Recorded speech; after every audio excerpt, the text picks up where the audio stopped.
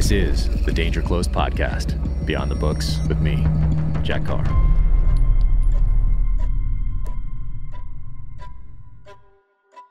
Welcome to the Danger Close podcast, an Ironclad original presented by Sig Sauer. My guest today is Lieutenant John Norris.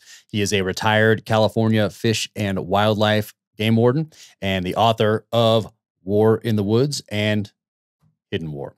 Fantastic reads. You can find out more about him at johnnorris.com. That'll take you to all the projects he is currently involved in, and including these knives from V Knives right here. So love this blade. This thing is sweet. So enjoy the podcast. And if you do, be sure and leave a 5-star rating and review wherever you get your podcasts, on Spotify, Apple, or on YouTube. So without further ado, John Norris. What's up with the wolves up there in Montana these days? What's a little bit about that background? They are very, very prolific. You know, we're hunting them now as residents and non-residents on, non-draw tags over the counter, regulated very carefully. And we're seeing them everywhere. So, wow. And ironically, where I'm hunting, which is a very, very dark, remote area, north of us here, between here and Canada, I'm seeing a lot of them. But I'm still seeing moose, and I'm still seeing elk, and I'm still seeing black bear, and I'm still seeing white-tailed deer. And because they're having a little bit of hunting pressure for the conservation model, things are better. They're a lot better. Now, before we opened up that hunt, it's probably been 4 or 5 years now, we were having, excessive elk herds hammered. My hot spot, whitetail spots, were just absolutely, denuded. Really? They were a little too repressive because they just weren't in check. So we're starting to see that balance because of a good conservation hunting model, and it's encouraging. Now I'm seeing everything on the cameras again and in the woods. It's cool. Yeah. Nice. Now, did they put in the, I keep meaning to research this more thoroughly because I do get asked about it. And my answer is always, hey, I need to do a little more research. I haven't had time to dive into it as much as I would like, because I am fascinated by it. So when they reintroduced the wolf, did they reintroduce the wrong type of wolf from a different area or something like that? I heard rumors about that. Like, what did they do when they reintroduced wolves and did they do it in Montana, or were there other states that there were a lot of other states. Yeah, they've always been here in Montana, so it wasn't really a reintroduction of a wrong species or anything. It was just they went unchecked. They continued to go unchecked. Some of the problems we've had, like we talked a little bit about when you were on our Thin Green Line podcast, the grizzly, the inland grizzly was under that same type of deal. There just wasn't any regulation. There wasn't any monitoring. And, Glacier National Park, that's a stone's throw from some of our mutual friends. All those problem bears are dropped right here in the yak and the cabinets where I'm at. And as a result, we're having a lot of, negative interactions with grizzlies that can't be hunted. That same problem was going on with wolves until they opened up that season. And now we're just not having that problem. We're not, seeing them coming into cattle as much, and, elk herds in the open as much, just because there is that pressure. Some of the other states that are reintroducing them, my old home state, and I know you spent a lot of time in the Golden State as well. We've got some timber wolves up on that northern border coming in, and we're watching really careful. And, that's going to be a precarious situation. We hope those wolves, do okay. But at the same time, with depredation issues, and they're going to be a protected species, how's that going to be in the conservation balance? It's going to be a challenge for sure. Interesting. So those are getting reintroduced in other states and coming into California, or is California reintroducing those? Well, they got reintroduced and they drifted into California off that northern border. They started coming off the Washington-Oregon border and peppering in, and now we're kind of monitoring. Wow. Kind of a small pack, and they're all named, and we're seeing them on cameras and things like that. So I've got a lot of old friends and old allied agency colleagues kind of keeping me in the loop on that. And I'm in California a lot still, obviously, for everything from Hidden War and, cannabis cartel enforcement business and desert racing now that I'm doing, and still very connected to California. I can't get it out of my blood on those wildlife issues because it's such a diverse state. Yeah. Oh, that's amazing. Are any of those ones that were reintroduced, are they tagged in that sort of thing, and to study and figure out where they're moving and that sort of thing? Or did we just reintroduce them and then all of a sudden they just went and off, unchecked essentially? Yeah. Many of them are tagged. Many of them are, GPS tracked as well. And they're tagged and identified. So that'll be the long-term study to see how these states that haven't had wolves in the past, especially a very urbanized state like Cali, it's going to be super interesting to see how that all fares. So, and it's all happening around my colleagues still operational in Fish and Wildlife as conservation officers. Even our Spec Op Met guys, a lot of them reside up there, right where these wolves are dropping in. So our canine guys are watching it closely, and it's an exciting time. It's an exciting time to see what happens with those critters. Yeah, that's wild. That's wild. So yeah, I got both your books here. I recommend them to people all the time. Oh, I appreciate that. And these are awesome because they're more than just like, what you did, it's an education. And yeah, I love both of these books, War in the Woods and Hidden War. You did a fantastic job with both of these. But taking it back a little bit, when did you know you were going to go into to become a warden, to take a step into that line of work? Was that always something that you wanted to do growing up? Because I know you grew up outdoors and you grew up in California and kind of moved into this line of work with a solid foundation already built. So when did you decide you were going to make that leap and do that for as a profession? Yeah, brother. Unlike a lot of my colleagues that, grew up hunting and fishing, which I did as well. Came from a long line granddad, being career Navy, military, my dad military as well. And growing up kind of in states like Montana and Oregon and California, it was always in our blood, respect the outdoors, protect your wildlife, waterlands, and wildlands and waterways. But at the same time, live the conservation ethos, always harvest and consume and utilize every part, respect the animal you take, the fish you catch, whatever the case may be. But unlike my colleagues, I never met a game warden in all those years from 9 years old when I got my hunter education certification with dad's help, broke my first clay with a 20 gauge and then went waterfowl hunting, got my first cinnamon teal with ham. All the way until I was in college, I never met a freaking game warden in the woods. And that's the only reason I did not target that career earlier on. So I was in an engineering program, an impacted program at San Jose State in the Silicon Valley, where I'm from, and also about to join up an ROTC program for special forces through college, go into the military. And on winter break, between semesters of my first semester in engineering school, a game warden contacted me and one of my best friends, one of my Baja racing buddies, actually, 13 miles in the backcountry in the middle of December. Dumb college kids with the wrong equipment, soaking wet. And we kind of had a camp and actually an illegal campfire going at this horse camp.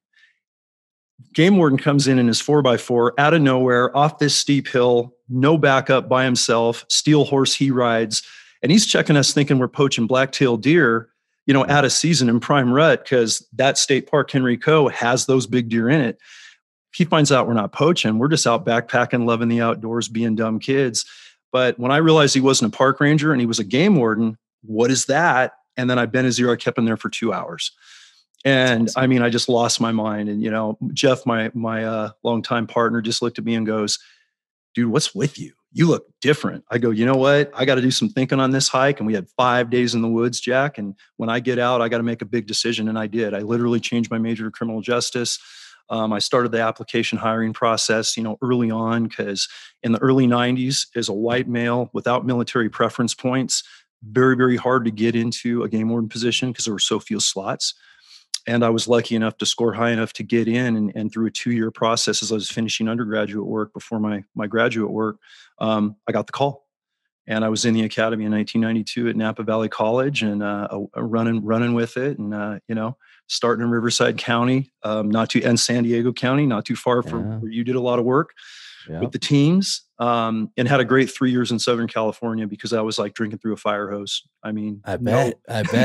When did you first find out that, hey, it wasn't all what, or maybe you did in that initial conversation, but when did you find out that, hey, there's a little more of the, not the law enforcement as far as checking tags and making that sort of thing, but as far as, hey, there are some serious people out here doing the marijuana grows, protecting those crops. There's some serious crimes going out here that I'm going to be involved with, figuring out where my place is as a warden dealing with these sorts of things, protecting the environment, protecting these animals, whatever it might be. When did you find out that, is that in the academy or did you know it before going in? Like, when did you know there was going to be so much of a, I don't know what the right word is, but a law enforcement tact to what you were going to be doing? Yeah, the diversity of what we did on what I call the traditional role was pretty, ingrained in the academy. And in the academy, we had some really hardcore tactical officers, military veterans, Vietnam vets, Greg Orr, who his call sign is Rock in both my books. the battle experience he has around what you and I have experienced domestically and abroad was intense, especially what he saw in Vietnam, especially losing a special forces brother from an A team that's still MIA. So when he comes into being a game warden from a life of military special operations and then, standard law enforcement, he was hard in a good way, doing felony car stops, knowing we're going to go up against spotlighters that are not only poaching animals, but where I'm at in Riverside County, it's probably gangbangers coming over with assault weapons, and they've done drive-bys. And now they're just out, pleasure killing, for lack of a better term. And those were the type of crimes that I had to get embedded and really understand and get my tactics solid, even as a early 20s pup starting my career, to deal with that when I went to Riverside. In addition to all the fishing and the stream bed alteration, everything from falconers and inspecting mews for guys that fly falcons, and teaching hunter education to kids. The conservationist is you. I know that's near and dear to you with your kids, like we talked about. And one of the most pleasurable parts of my career was that aspect. But that was the traditional stuff that I signed up for, loved, couldn't look back, had no regrets or reservations, and that's what I wanted to do. And the first 10 to 12 years of my career, that's what I focused on. The whole cartel, trespass grow, embedded eco-terrorism in America, none of that was really known to us at the time. The cartels were just starting to come across the border on the San Diego side and starting to embed in our national forests, like the Cleveland National Forest, Anza Borrego Park that you're familiar with in San Diego County. That was all starting in the early to mid 80s. So they hadn't really been embedded in America that long. U.S. Forest Service was working with them a little bit. Some of the military National Guard teams were helping from a LPOP or a observation point only at the time. But it was really when I got back up to Silicon Valley, when I took that transfer and had promoted to be a lieutenant in 2005, right before that in 2004. And the first chapter of the first book, War in the Woods, really goes into this, that I discovered my first, trespass cartel grow in an area that was so sensitive environmentally. It was the perfect storm for the worst type of situation. And just to abbreviate that and not, go too far into the book for time, issues. Good friend of mine that was a wildlife biologist that we all grew up with, working on his master's thesis on steelhead trout, red-legged, yellow-legged frog, all these threatened and endangered species, literally in the headwaters of Coyote Creek. That Henry Coast State Park, where I met that game warden, back in college, the headwaters feed that. And that is one of the last steelhead migrating streams that goes all the way to the Pacific Ocean out of the South San Francisco Bay. That's how sensitive this waterway is. And the fish that migrate and everything he was studying for this 5-year study. And about year 3 in 2004, I get a call, and GI, codenamed in the first book, says, "John, this is some crazy, man. One of my streams is flowing great. It's April. We have all this winter runoff, fish, fry, frogs, everything's good. But I got a totally dry stream on one end, all this plastic and junky debris in a dry stream, and everything's dead." And that's, oh crap, what does that mean? And so from a traditional standpoint, I'm thinking, is a cattleman diverting water for a cattle operation? Is it an agricultural water diversion? That's typically the stream bed alteration cases, Jack, that we would see on the traditional side. So I put him in the truck, take him to the top of the mountain. We dive deep. Just you, without a partner, just you and him? Just me and him. That's it. Yeah. In those days, if we had a ride along that was savvy and we weren't going into anything that we, kind of had a threat matrix workup like we would operationally now, it didn't have any clues whatsoever that it would be anything but a typical sedate water diversion. So I throw him in the truck.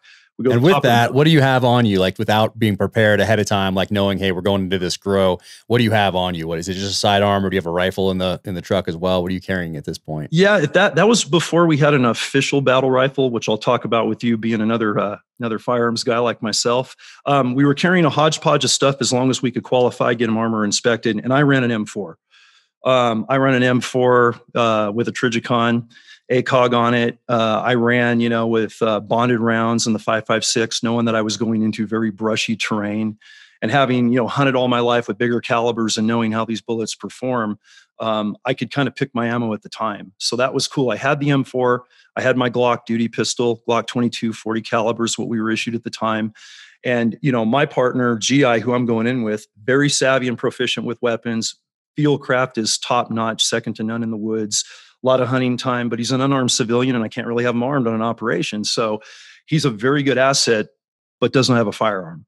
And we're going to go in here. I've got a radio, I've got a cell phone, but of course we dive into a canyon. There's no radio coverage. There's no cell service. And we're going straight down a mountain about 1,000 feet. And then we get into the canyon. It's like a pristine Grand Canyon of waterway, and it's bone dry. And there's the water diversion where the cartel guys have built up a check dam. They've got a water pipe going down a dry creek, and it's kind of follow the rabbit hole. You know, what are you going to find at the end of the pipe? And sure enough, as we stalked carefully and concealed down through that canyon, we started to see, 18 to 24 inch tall marijuana plants on both sides of the creek, all the bank vegetation gone, which is a big environmental problem. Then we started to see, camouflaged encampments and hooches and a kitchen and a cooking area, big bags of fertilizer. Had no idea at the time these EPA banned poisons that we started to learn about much later in the game. They were all in there. The carbofuran, the metaphos, the nerve agent, that's banned from use in America for any agriculture. Cartels have to smuggle it through the border infiltration or from the oceans in Pangas, get it in Tijuana. And then we run into two growers, and they're in OD green BDUs, and they've got their cartel monikers embedded and, kind of woven into their belt buckles, and the patron saint stuff I talk about in Hidden War, and, that whole, kind of ideology of what type of culture that encourages as far as environmental destruction and drug crimes and human trafficking. And they've got AKs and they've got machetes. And Jack, no joke, I think about all the operations you've done in your career and all the ones I've done on my side of the world. And I have never seen guys that were so protected knowing no one was in the area, yet so situationally aware. Wow. I mean, their field craft was top notch. They would be a 2-man unit. And as they were tending their plants, they would whisper and not talk. One would always, every couple minutes, look over the shoulder and check the 6 o'clock, check the tail gunner, like a tail gunner on a stack, like we would run. And whoever was like chopping plants or tending a water hose, the other one would kind of sit back and just have that situational awareness and be like a cover guy.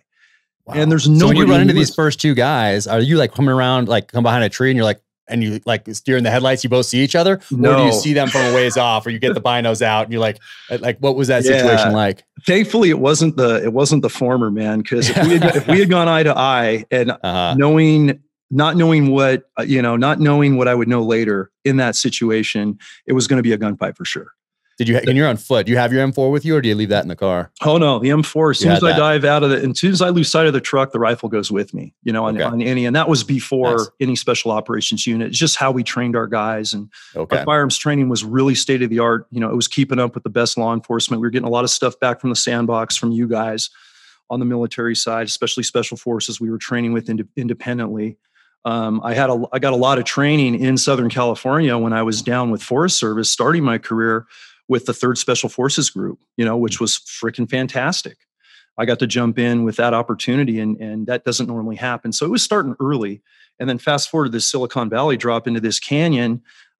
We are just hugging the bank, just kind of using field craft like we're stalking animals, going in real quiet, doing slow peaks, moving slow. Okay. And when we got to see them and they had their backs to us and were kind of above us a little bit, but we were in a cut bank in the creek below them, we hugged the bank, we held tight, we were pieing out real careful. I always carry a tiny pocket pair of binoculars. We love those little Leica, those 8x20s or those 10x22s. Yeah. It's something I bought for the entire Met team when we formed up the unit, because those little binos you can, put up so slowly without being a target indicator, very little movement, and peek out, and you can really see details. And sure enough, that's when I saw what they were doing. And they were maybe at the time 50 yards away. They were not far. And we just had to hold position as they started to work our way. And I was waiting for that, here we go moment, ready to go. And just not the situation I wanted to happen with an unarmed civilian with me. No radio coverage. This was going to be a hard one to explain for sure if I went loud. And they got to about 15 yards and they tended some plants very, very close to us. I mean, it was crazy. And then they made that hook and drifted out of the canyon and doubled back. Whoa. So that was an eye opener. And once we got them out of the area, I looked at DI and Jack, I just went, all right, man, we got the location marked. We got a ping. Let's get out of here. We kind of did a quiet bounding overwatch uphill and out, got to the truck and just had that processing moment when I got to coverage. And then What's next, man? What does a game warden do in a situation like that? I just saw what I would later learn is the biggest environmental criminal we have in California and now in 25 other states for just the cannabis side of things. Had no idea they were involved in running human trafficking operations all over the country like they do now. You look at the synthetic fentanyl killing so many people from dirty labs back east. That's all generated by these same cartel groups. It's just a different division of work they do in their business model. The prescription drug, the opiates, the gun running, the children sex trafficking, it's all embedded. So we were actually stumbling onto a level of environmental criminal that affected the country on a deeper level beyond just wildlife, but we didn't know any of that yet. So that was the first exposure. And then bringing in a task force of drug officers that, focus on that. And now I'm going to just be the advisor because I've never done this. That was technically the first operation I went on where we did an apprehension attempt, a full eradication of a grow. And then unfortunately, because it wasn't SOPs for the non-conservation guys on the team to actually clean that mess up environmentally and bring the waterway back, we didn't reclimate the grow site, but it was sure an eye-opener. And that started the direction long-windedly of where I would go next into building Med eventually and getting the right guys and where we're at now. That's incredible. So you left that behind. And in the future, you'd go in and you'd clean that site all the way up if you apprehended somebody, got them out of there, took the pictures, did the evidence, did all that sort of thing to build the case. Then right after you did that, would you then start getting that site back and trying to limit some of that environmental damage? Yeah, unfortunately, what we had to do is we went and raided it about 3 weeks after we got all the right people together. And the agencies figured out what they wanted to do with it, with the task force. And we guided them into the canyon. We got eyes on the two suspects. Actually, it was the same two guys that GI and I had seen before. And, there was a way that had we used our field craft and our tactics, we could have very easily caught them, but there was no emphasis on catching them at the time. So there was a call out from a long distance from cover and there was a run. Wow. And a couple of us wanted to pursue and 3 of us did, both of us from Fish and Wildlife, and then a sheriff's deputy that was a sniper on the sheriff's team, a very adept one, very skilled martial artist, Craig Dybert, codename Snake in the first book. He and I bonded on that mission. And even though that mission was not run the way I would later want to run missions environmentally or to actually apprehend these guys and get a deterrence value to catching these guys, the bond Snake and I developed working together that day and then working with his agency's Met team, the Sheriff's Department out of Santa Clara County, the Silicon Valley-based group. That was the next step. And man, did they run hot and did we run together as equals? Did we develop tactics for apprehending before canines? They actually got on board with doing environmental reclamation. So it was with about a year after that raid that they, on their time and dime, and we on the fish and game side, combined forces and went in and cleaned up that site. Wow. And we took out all the poisons, we took out all the trash, we took out all the encampments, took out the water diversion, all this, non-glamorous, very laborious, dirty work that actually realistically has the biggest impact overall. Yeah. Because it sure helps for, our water quality and getting vegetation back and stopping animals from being poisoned. But then at the same time, it actually deters these cartel guys from coming back to that area because all their infrastructure is gone and it's already on law enforcement's radar. And I was able to confirm that theory. We were seeing that in the field as I did more and more of these operations down the road with the sheriff's office. But we got to debrief, like I talk about in chapter 4 of Hidden War. I was involved in a pretty sensitive debrief of a top-level plaza boss in the cartels that was popped on a methamphetamine cook in the off-season because they're cooking meth in the winter when they can't grow tainted weed in the summer. And this guy was very forthright and sitting in with DEA and the guys from the sheriff's office and multiple interpreters to kind of be able to ask him open-ended questions on what we suspected. And he validated everything we had suspected. He said, "You're right. I oversee 100 grows in California. And if law enforcement goes in and raids them and you guys just leave," he goes, "because you don't really catch that many people, at least a lot of teams don't. And you never touch or take our stuff. You don't clean up the pipe. I mean, all we got to do is wait a year or two, knowing how busy you guys are and how many grows you don't get. And we're just going to put a crew in there and test it. And if we lose it, we lose it. But if we don't lose it, we made $11 to $20 million profit on tainted weed." In the military, we call those guys new guys. New guys. Hey, new guy. Yeah. Go back right? down that canyon there and stay there for a few days and see what happens. Yeah. Yeah. Did you find that as your tactics evolved and you started to grow as a team and get more effective and efficient as a team and with interagency coordination and all the rest of it, did you find that, for lack of a better term, the enemy adapted as well? Did they put up lookout posts and sniper positions and things like that where they could see you coming early warning? I know they've had different sorts of like IEDs with what did you call it, toe poppers and things like that, dating way back, the punji stakes, like all that stuff for a long time.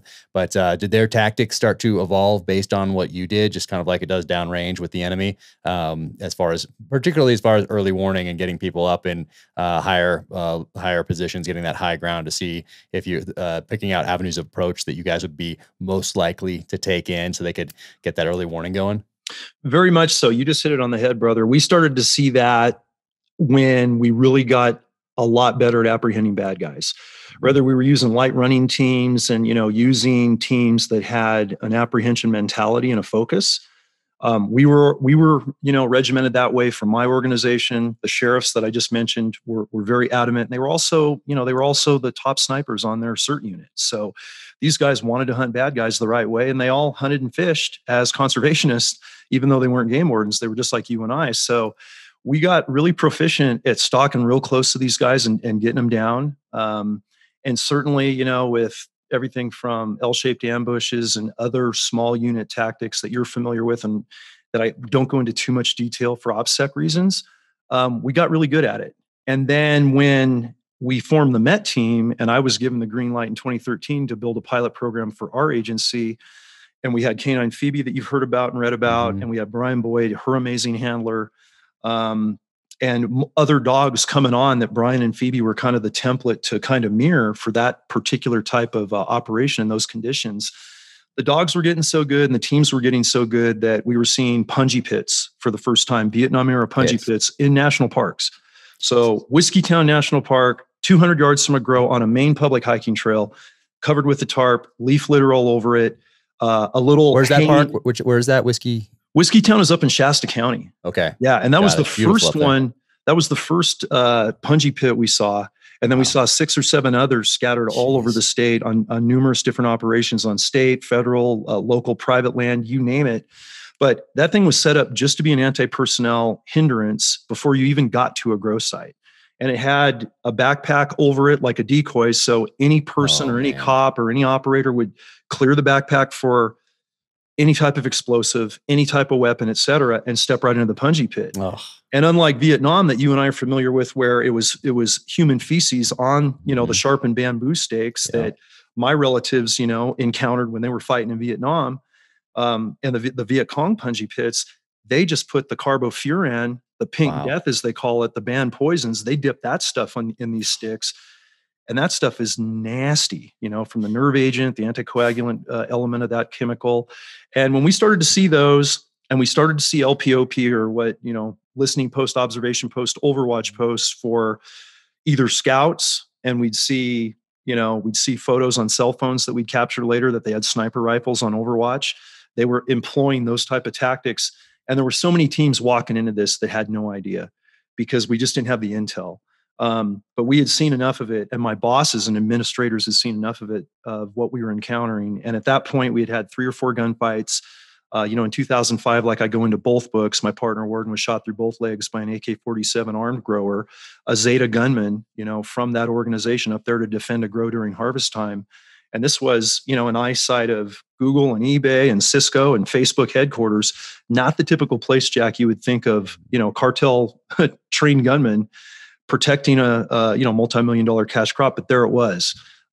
Snares. I thought those weapons were illegal in California. How did they possibly get them if it was illegal? Yeah, funny. How does that work? Yeah, how did the bad guys get those? That's interesting. It's interesting. We lock it up, but somehow sometimes the bad guys just always have guns with gun control. Go figure, right? Yeah. So you can understand the frustration we have on the 2A issue, and I know you and I fight staunchly on both our sides on that. And that's another example of all the guns we were finding. By the time I retired, I look at the stats, and some of them, they're in the letter jacket in Hidden War, but we were at 3 million poison, toxically tainted cannabis plants that we seized and destroyed. that had they made it out of the woods, they would have been all over the country on the black market. Kids that experiment with cannabis, which is everywhere, would have been ingesting this stuff on the black market, having no idea the poisons they were ingesting. Medical patients, the CBD that in the flower, or not the flower, but the leaves that's used for so many veterans, and different issues related to pain relief and anti-inflammatory. All that stuff is tainted if it comes from these sites. And we had no idea. So the booby traps were just everywhere. They were everywhere. Poppers, like you said, noisemakers, a lot of cans on monofilament and mixed in with really dry cuts of manzanita limbs and branches, so that even if you hit that tripwire a little bit, you're going to make a little bit of noise. And I mean, as snipers, one of the biggest thing in fieldcraft training, that was the hardest part of sniper school for me. Yeah, for me too. Right? And I'm sure for you, is deploying and not getting burned by our instructors for making a movement the wrong way or making noise somewhere. And brother, these guys are good. My hat's off to talk about an enemy you're fighting at the highest level, because they're living out there 6 to 8 months a year. They have escape trails. They know every part of their trail. They're in great shape. They've been running around in off-camber, pothole-ridden, brushy vegetation conditions, and knowing every little hidey hole to get around to evade and escape. And it's dry as heck in the summer. So everything, one little oak leaf on a bare trail, it's crunch if we hit it. Oh yeah. And those guys know every bird that should be sounding off. They know the sound of the creek. They know when stuff's coming.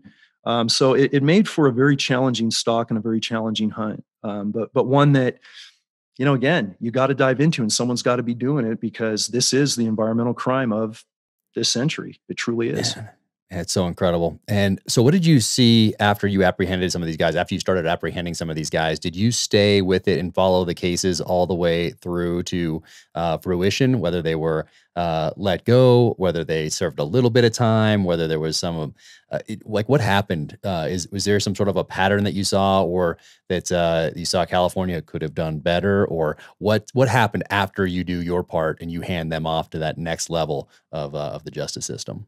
Yeah, it really depended on the phase where we were at. When we were arresting guys way back in 05, 06, 07, with the sheriff's office, we weren't quite under the sanctuary state mentality of California. That policy really hadn't been embedded statewide. There was county by county things popping up.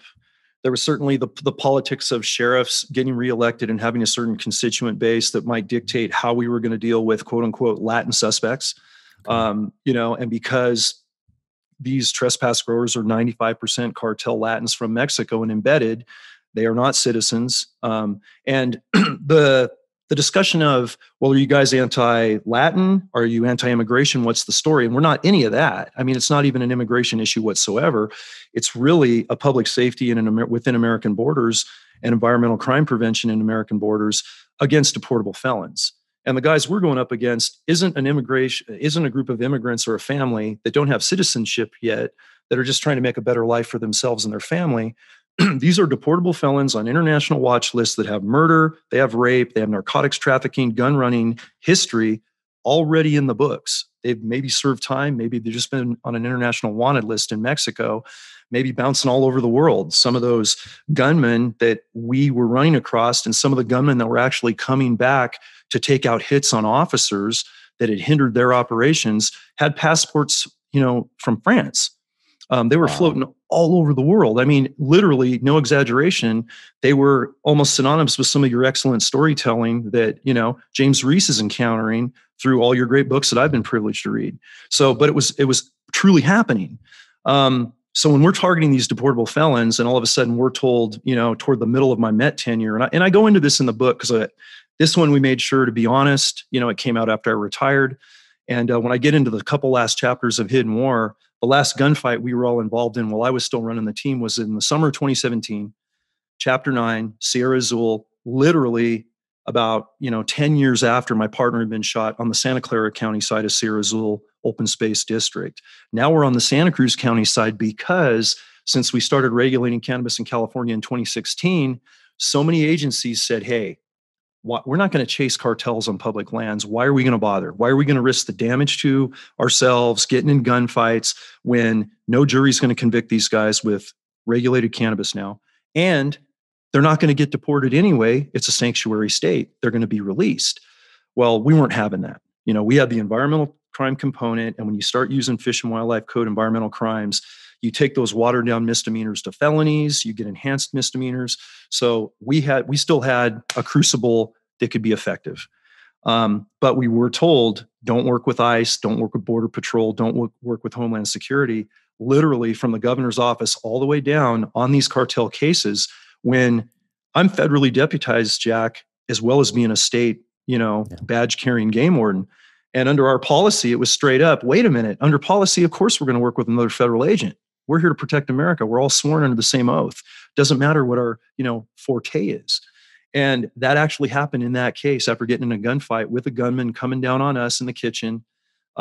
He survived. None of us got hurt or hit. Brian's second dog did a fantastic job of redirecting that guy's pistol with a dog bite at just the right time.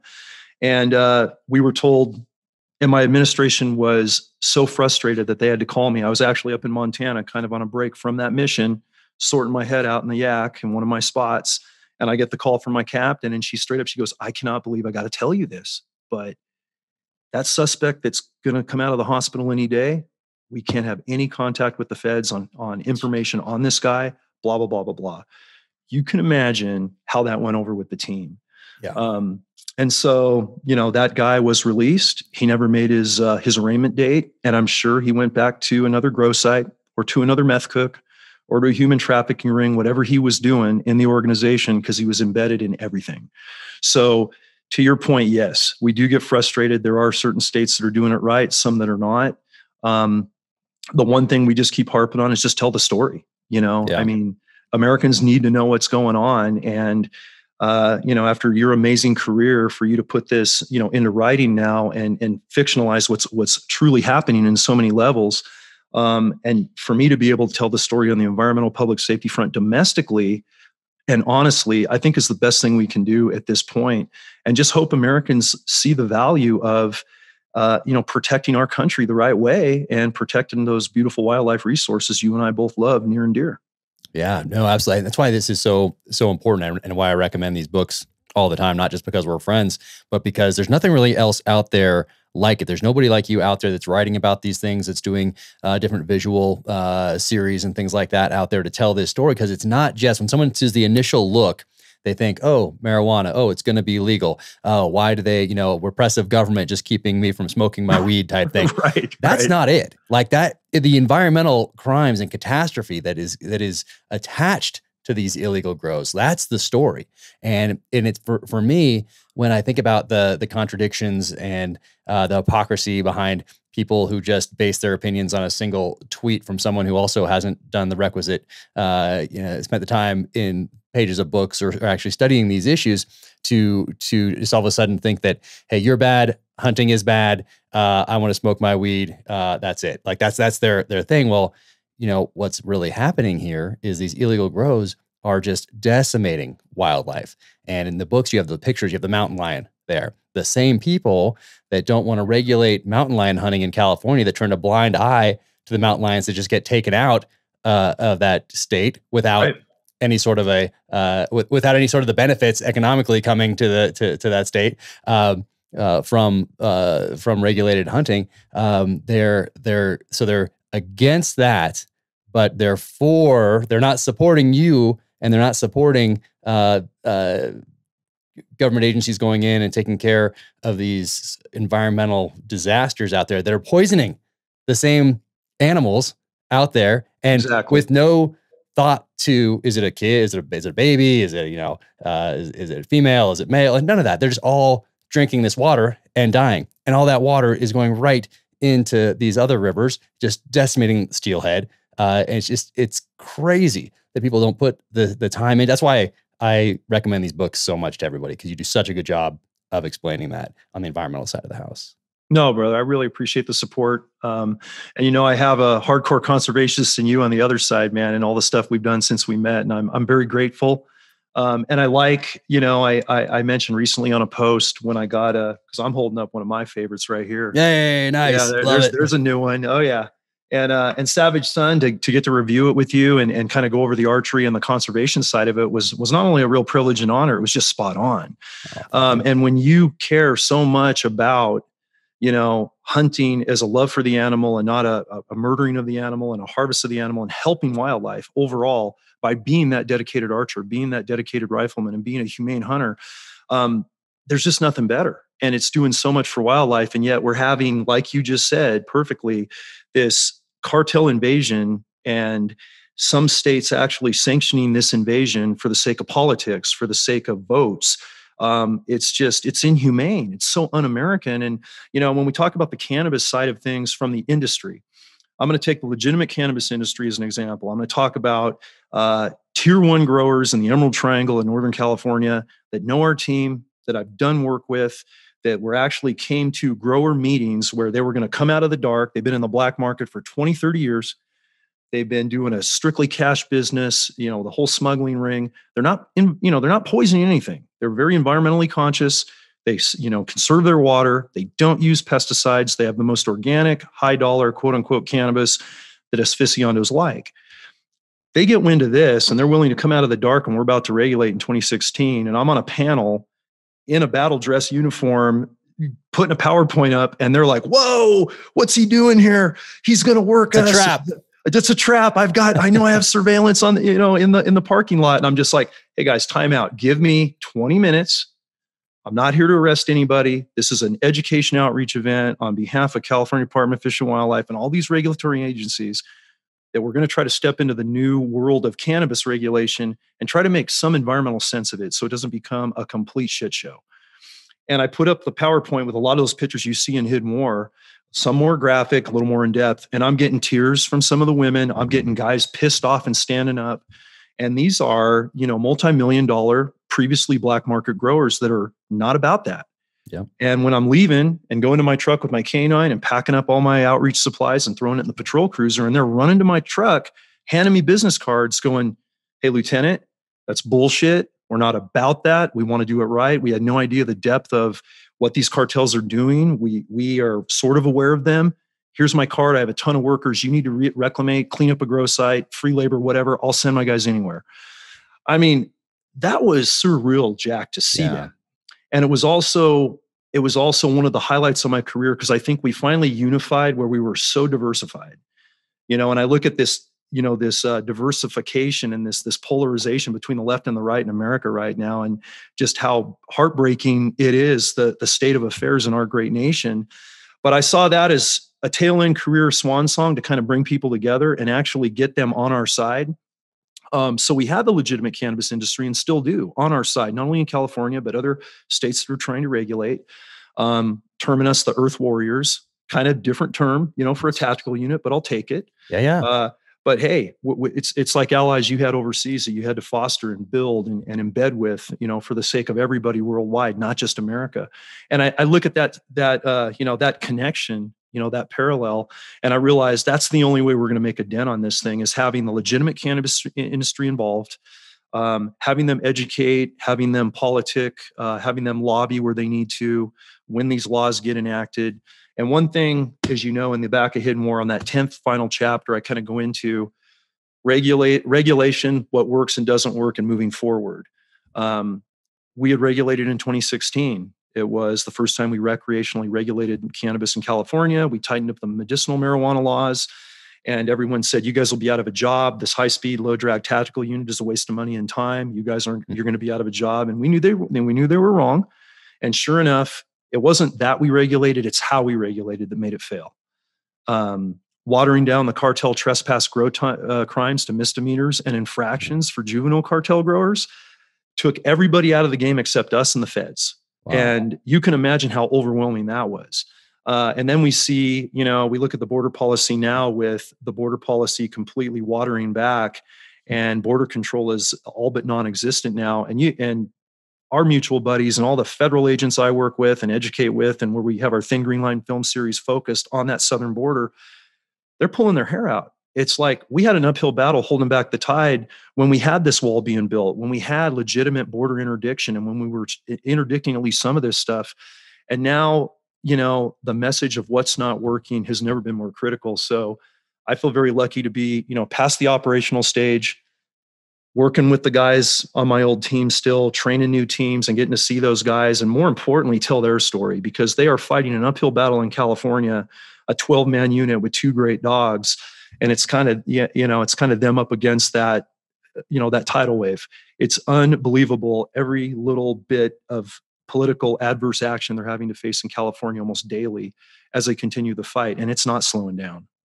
Yeah, no, it's heartbreaking. It's heartbreaking to see. And, most of obviously the state doesn't do the job that you're doing when you outline what's going on. You show the pictures like in these books, and you talk about that impact in these novels, in these books. Sorry. I mean, they're fantastic. I gave my daughter has both of these. She's expressed interest in being a game warden one day. We were talking about it last night, actually. So I got her out hunting at a very early age, as you know, got her first deer together when she was 7. It's just such a great thing to be able to do with kids and be able to put those devices down, those electronic devices down, and get out in a tree stand together, get out on a trail together, and just bond in a way that with no distractions. And not just for the kids, for the adults too, putting those phones down and getting out there. And it's nice to be able to go to a place and not have to be worried about stumbling onto a grow, or not have to be worried about stumbling across a family essentially of dead mountain lions, or something else that's caught in a snare that's gnawing its leg off to try to get out of there, or seeing all these dead fish and plastic just coming down out of these streams and all the rest of it.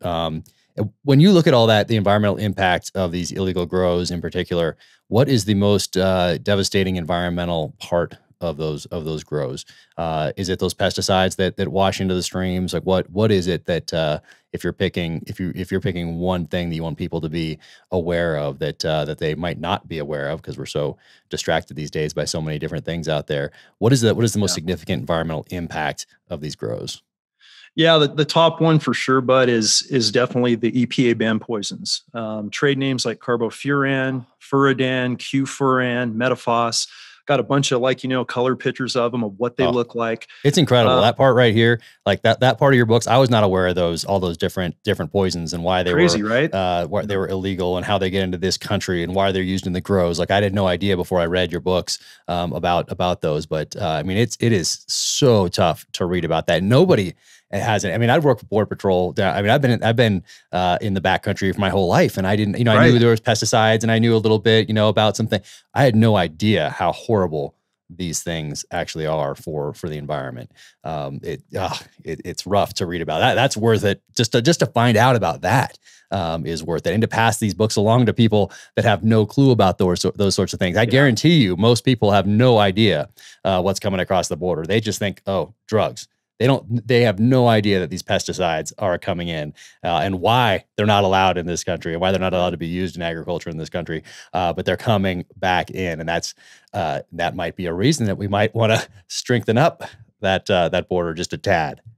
Yeah, no, absolutely. And I appreciate you taking that urgency and putting that message out and helping with that, and when we were getting this book published, and my publishing group is Caribou, and they're basically the book side of Gun Digest, and, our brand is Recoil and Recoil TV and Recoil Off Grid. So you're coming from not only a 2A background for this message in this publication. I was really blessed to have this as a publisher for the second book.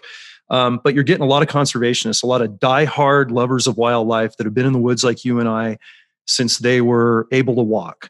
And when they got wind of this, they're like, what? Oh, heck no, that's not going to continue. We got to get this message out and get it out as far and wide as we can. And the thing with those EPA banned poisons that sucks so much, Jack, is, they put them on the plants. That's one thing. They put them on the flower and the bud material that people are ingesting unknowingly. But it's also getting into the water, like you said, below every plant. Sometimes they're dumped right in the actual check dam in the stream, like GI and I found, and then they're pumped into a drip system to hit all the plants, and they're just saving time from having to dump this on every plant. It ends up in the soil, so our canines with their paws are, they're basically susceptible to it. This stuff is so toxic on this weed and in these grow sites that, let's say a grower puts it on today and I raid that grow site tomorrow. All those plants are going to have kind of a white opaque sheen on them. And this is a good thing I talk about in the book with some pictures for people to realize, if you do find a grow site anywhere in the woods in any state, and it looks like white bird droppings or liquid paper or some sort of misty like white spray paint, you've got probably a very toxic hazmat, EPA banned chemical on it. If you just ingest those fumes, if you're downwind 50, 100, 200 yards and it's just been applied and you bring those fumes in, you can have respiratory lockup. I mean, it's that bad. Mm-hmm. In fact, it's so bad that when we go into a grow site like that, even with nitro gloves, face protection, N95 masks, full decon kits, we cannot eradicate that grow for 14 days until it dissipates to a level that our hazmat equipment will allow us to take it out. And, these grows are in 25 to 27 states outside of the Golden State, the true weed Mediterranean state of California. So I can't emphasize, like you're saying, that particular threat enough. I will say, when we talk about getting back to what you said about, your kids and conservation, one, absolutely honored that your daughter might be a future game warden. And, it goes without saying, we've got her covered every which way if she does choose that. But the whole next generation of the digital age and what so many kids, I think, are missing out on, of what really inspired all of us that keep us going out there spiritually and driving us with the beauty of the outdoors, it's starting to come back. And I look at all the negativity we've had through COVID, through the politics of this last election, through the crazy stuff we're going on with other foreign entities that, are real threats to us now. The one positive, and I try to play to the positives in any negative situation through COVID, was this mass increase in hunter education classes, outdoor adventure, the interest from the political side of the non-outdoor user traditionally, not people that grew up like you and I did. We had a 30+% increase in hunting license sales and hunter education certifications between March and May of last year in the peak of COVID. And certainly a lot of that was people thinking, the supply chain's running out. I don't own a gun. I don't know how to hunt, but I live in Kentucky and I have deer in my backyard. And what happens if I have to sustain for my family? I have no clue. This has just not been in my frame of reference growing up. And it was so neat throughout this last year. And I'm still seeing that, that bleed off this year, to have so many people that were so anti-gun and so anti-hunting to go, you know what? I just don't see it that way anymore. I see what good firearms training is about. I see what ownership of a firearm is for everything from personal defense, tyranny, to sustaining for my family. All of these things they're starting to see, and they do not come from traditionally the same political background as maybe myself or you. So we are seeing a shift. We are seeing people, and correct me if I'm wrong, but I know you've talked about this as well. And it's something that I think we can really see something good in this country develop out of all this madness. That's it. It's people realizing from last year, remembering back, like if they didn't feel as prepared as they could have been, if that made them nervous from a financial foundation of months to sustain themselves financially, to food, to water, to a water filtration system, to maybe checking those fire extinguishers, to a firearm, realizing that police aren't there as your protection right next to you unless you're a mayor and and then you're paying for that for someone to stand next to somebody else to oftentimes trying to take away the means that you have to defend yourself. But then not just realizing that you could have been more prepared, but taking action on some of those feelings like, oh, geez, you know what? I wish we had a week, 2 weeks, 3 weeks, whatever it is of food, or 1 month, 2 month of some sort of a financial foundation stash, whatever it might be. And then taking action on those things, putting them in place so that the next time something happens, you can solve that problem at hand. You can adapt to that particular problem, whether it's civil unrest, whether it's a natural disaster, whatever it might be, pandemic, then you can focus your bandwidth on solving that problem instead of, oh, geez, I need to filter water. I don't have water filter. What am I gonna do? Right. Or I'm turning on the faucet. There's nothing coming out. Now what am I gonna do? Those sorts of things. Take care of those base levels that you can take care of ahead of time. And a lot of that's why we're seeing that $7-8 million or 8 million new background checks. Right. I think I'm about half of those. So let's just say it's probably 4 really across the country. But yeah, I mean, that's if it helps people become more prepared going forward, more self-reliant, more thoughtful citizens in how they go about their daily lives, and then what they pass on to their children. We have to look at those, look at the good parts of over the last year, of the lessons that it's taught us, and then make better decisions going forward. That's called wisdom when you do that. Yeah. And hopefully we're, capitalizing on that wisdom, but it has been one encouraging light to see through what we've experienced the last year and a half. And, And yeah, I mean, the shortage of ammo, that keeps coming up, and everybody buying their first weapon and then getting their one box of 50 rounds of pistol or one box of 20 rounds of rifle. And I can't tell you how many hundreds of people in the world of new to firearms are hitting me up with friends from high school all the way to new contacts and outreach. Like, dude, do you have any avenue on ammo? And how do you get it? What do you do with it? And now I don't know what to do next. I mean, I got all the tools and I got no, I got no software. No software. And when people ask me for that, do you have any connections to get some ammo? Nope. So that's one of those things. Remember that and get it when you can, so you're ready next time. But before I let you go, I want to talk to you about that right there, that blade. Oh, that a blade? Yeah. So that's the same. Nice. I think you and I are rocking the thin green line, the black handle, a green runner, right? Of the Trailblazer. That's it. So you sent me this last spring sometime, and I took it immediately on a river trip in Idaho, and it was awesome. But I love this. This thing's solid. I love this thing. First off, I want you to talk about it. But my favorite part is that part right there. You can see right there, because sometimes they're too small. When you're opening these things, this one, and you really have to put that wrist into it to open these things. This one. Like there's zero wrist in that one. And, and a lot of times you have to give it that for some of these knives, you really have to get into it. This one, not at all, because of that design and that right there. Like, look at that. That was zero wrist right there. I didn't have to worry if that was going to open or not. So you did a great job designing this thing. So before I let you go, can you talk a little bit about this? Absolutely, brother. I'm glad you're enjoying the blade. This is my thin green line Trailblazer signature blade from V-Knives. And you mentioned that ball bearing on that hilt / activator lever. It does both. That's all Mike Bellicamp. That's my buddy and CFO and founder of V-Knives, and that's his design that he actually did with Jerry Hossam, another a culinary Hall of Famer. We do his deplorable knife in our line. And by using a single ball bearing and balancing it just right and having enough of a knurl there, enough. And we had to actually extend that about a 64th of an inch past the prototypes we had at Blade Show last year. It didn't have quite enough bite, but it just gives you that switchblade speed without any hard use. So if you got, support hand, you're, in a weird body position, you can flick it, deploy it. And it's basically the folding blade I wanted to carry all my career that I never had, like a complete blade. Carried a lot of different blades like you have. You're a blade guy, man, diehard. And man, you've got some good designs too. But just having the seatbelt cutter, the glass breaker, a drop point that you could actually skin and field dress, but you could also use for defensive battle if you needed to. We offer serration, partially serrated, straight drop point, non-serrated, OD green handle for tactical guys. So we got 4 SKUs on it. And we sold out of our first 1,000 about 2 months ago. We're making another 1,500 that should drop mid-June.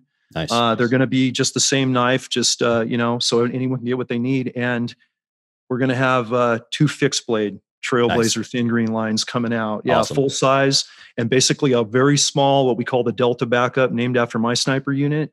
That's going to be so small. It'll be a good backup knife on an ankle, in a ballistic vest pouch for LEOs or military in their kit vests. I think everyone's going to really like those at the price point, and same D2 steel and quality that we're building. But I'm glad you like it. Yeah, man. No, it's awesome. I'm honored. Oh, awesome, man. No, thank you so much. I sincerely appreciate that. And what's ahead for you? What's going on? You doing some more shows, more filming? Are there more books? I know you're doing the off-road racing. You got the band. You're out in the woods. You've got it all going on, man. What's at the top of your list going through as we move into the summer here?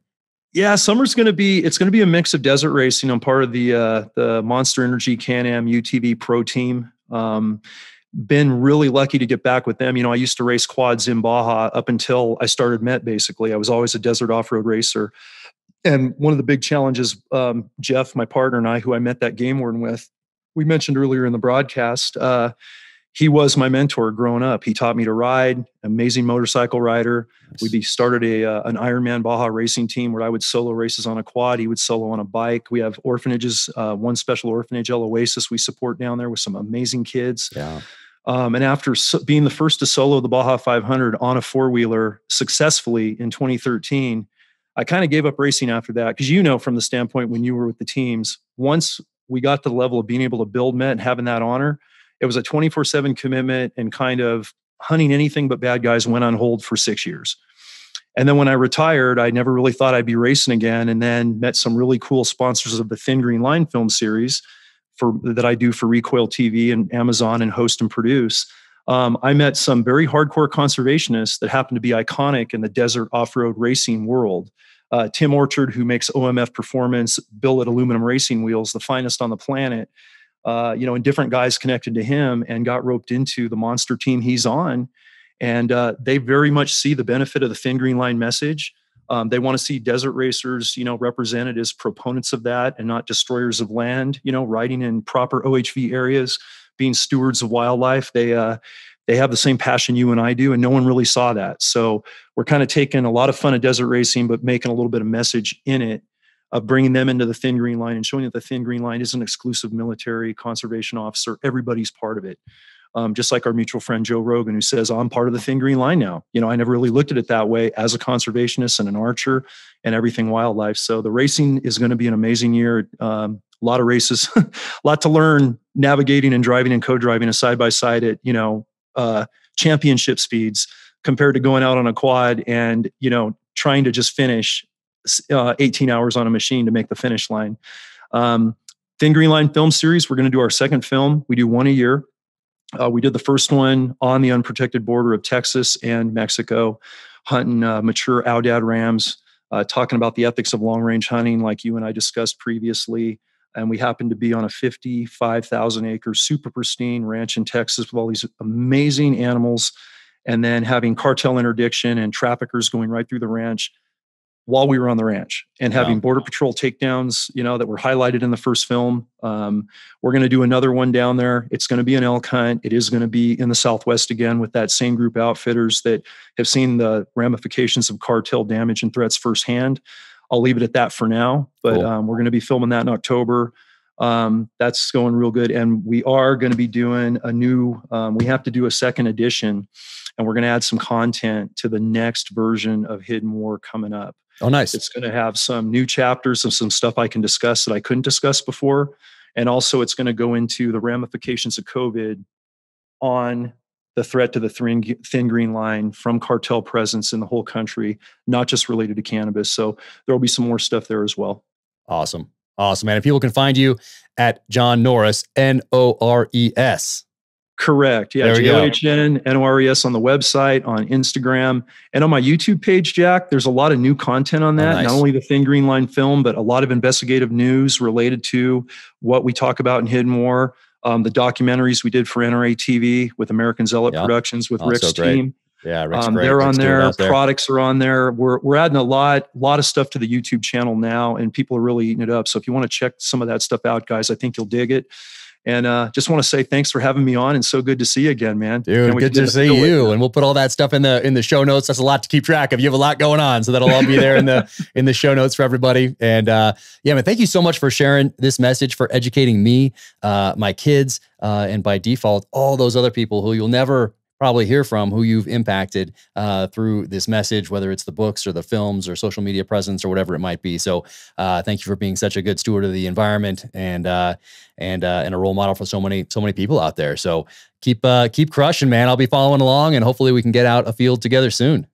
Yeah, brother. I really appreciate that. I appreciate all your support. And I know with your new production with the series with Chris Pratt, super excited. You got a whole Met team, a bunch of Game Wardens. Can't wait to see that, because you're teamed up with a producer and an actor that's a diehard conservationist too, man. And what a privilege that is. So we're excited for you and all you got going. And somehow, some way in these busy schedules, we will connect. But awesome. Keep up what you're doing. Super excited, super happy for you. And we'll be pushing you right along.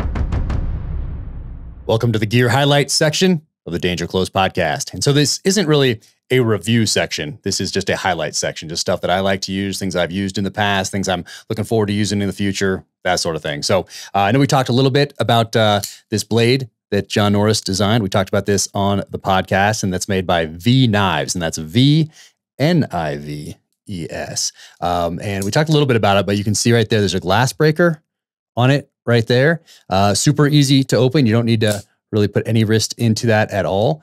And then there's also, if you can see that right there, a little blade right there for cutting seatbelts and that sort of thing. So yeah, this thing's awesome. Love this blade. It is, and it's solid too. So check those out on his website, johnnorris.com.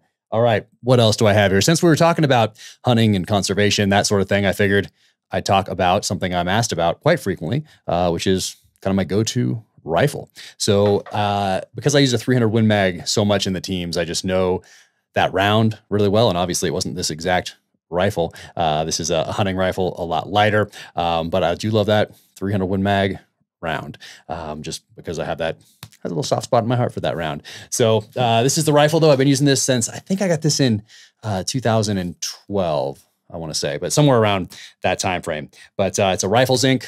300 Win Mag, Remington 700 action, and titanium action. So the whole thing is super lightweight. Swarovski 3-18 Z6I glass on top there. And then I like this cheek pad right here. A bunch of different companies make them. This one happens to be Blackhawk, but it puts my cheek right at the right level for the scope here. And then this is the 165 grain Barnes right here. So this is just, that's what this rifle likes. And most all my rifles, they take, I shoot a bunch of different ammo through them to find out what it really likes the best. And then that's the round that I use with it, and build a range card, dope card based on that. So bam, Barnes 165 grain, Rifles Inc.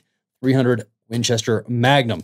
And then also around that same time, I also got these boots. These are the same ones. These are Schnees, and these are the Granites. So these things are pretty serious, as you can tell. So if I'm going into the backcountry, if I'm going to be coming back out, hopefully with a little more weight than I went in with, these are the ones that I most typically wear. So love these boots. These guys are in Bozeman, Montana. You can find them there. Find them at schnees.com online. And I have quite a few of their boots, but these are the ones that I go to most often if I'm heading into the backcountry for an extended period of time with a lot of weight. Thank you for tuning into the Danger Close podcast, an Ironclad original presented by Sig Sauer. So be sure and pick up John Norris's books, War in the Woods and Hidden War, available wherever books are sold. And you can find out more about John on his website, John Norris, NORES.com.